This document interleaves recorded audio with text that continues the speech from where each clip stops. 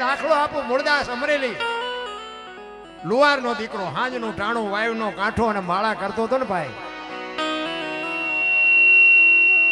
અને એક જુવાન દીકરી બાપુ કુવે પડવા આવીને બાપુ જોઈ ગયા, હાંજ નું ટાણું છે, આ બાજુ અટાણે કોઈ બૈરું આવે નહીં અને આ દીકરી હાલી આવે છે, કઈક અજુગતું બનશે એવું લાગ્યું ભાઈ.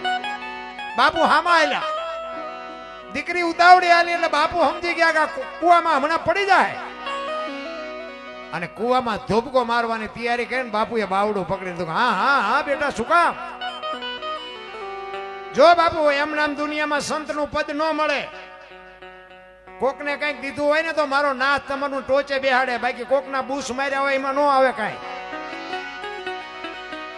સમર્પણ હોવું જોઈએ, ત્યાગ હોવો જોઈએ, કઈક દેવું જોવે. અને દીકરીનું બાવડું પકડીને કીધું, બેટા શું કામ? કે બાપુ મને મરવા દો, મારે મરવા સિવાય ઉધાર નથી. શું કામ પડી ગઈ?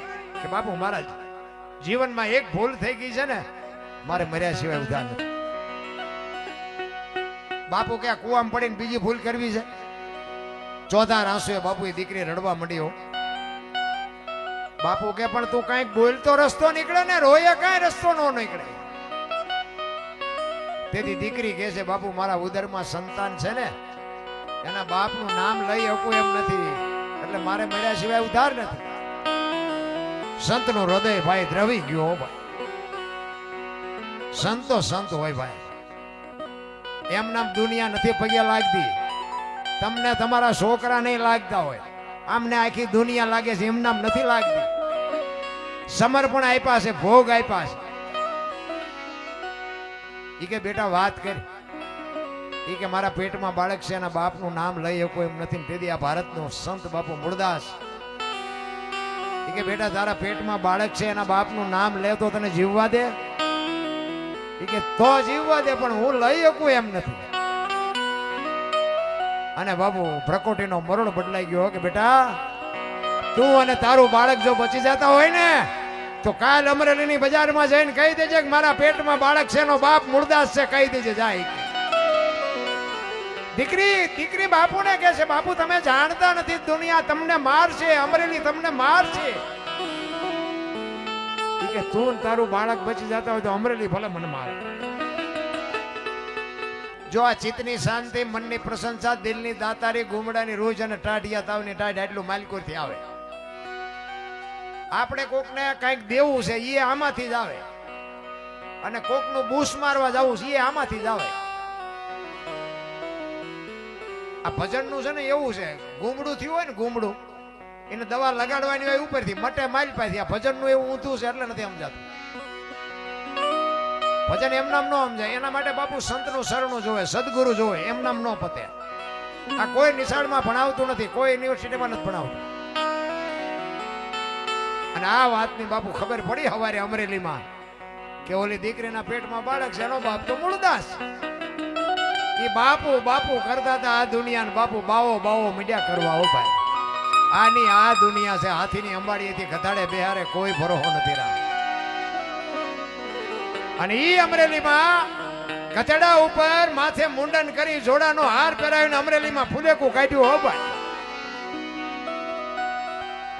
આખી અમરેલીમાં. અને મૂળદાસ બાપુ ગધાડા ઉપર બેઠા છે, મોજ કરે છે કે ભાઈ ભલે ને આવડા આનંદ કરતા, ઓલી દીકરીને એનું બાળક તો બચી ગયા. કોકના દુઃખમાં ભાગ પડાવે ને એને સંતનું બિરદ લાગે. રામ એમ નામ ન લાગે.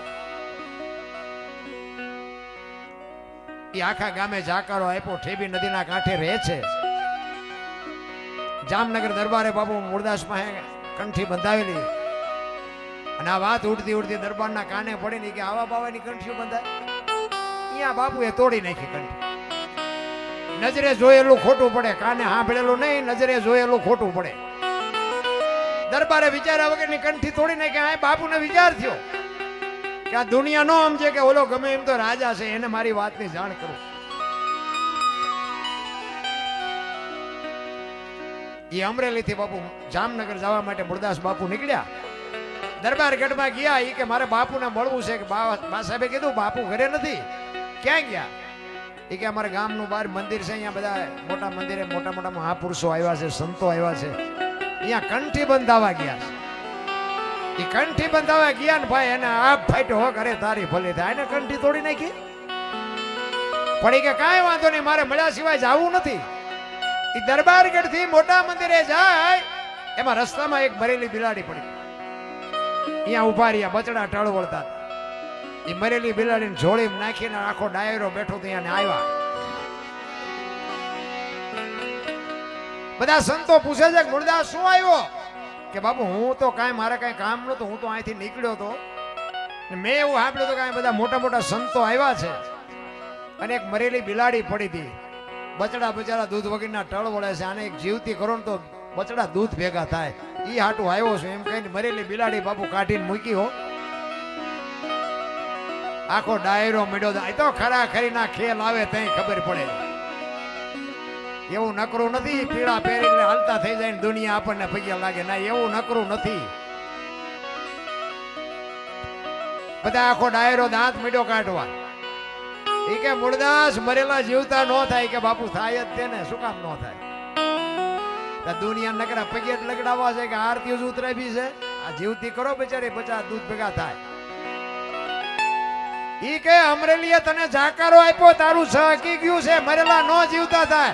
ઈ કે બાપુ જરાય સહક્યું નથી, આ બધું રેડી કમ્પ્લીટ છે. ઈ કે મરેલા જીવતા ન થાય, પ્રકોટીનો મરડ બદલાનો તમારેથી ન થાય, લાવો કમડળ મારી ભાઈ. વિચાર કરજો મારા રામ કેવું ભજન કર્યું હશે એને.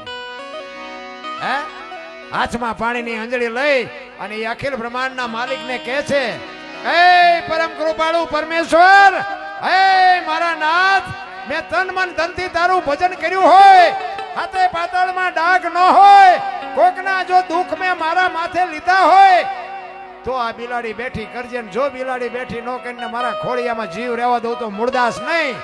એમ કહીને બાપુ પાણી સાંટ્યું અને બિલાડી હાલતી થઈ ડાયરાની દિશા શું થઈ છે?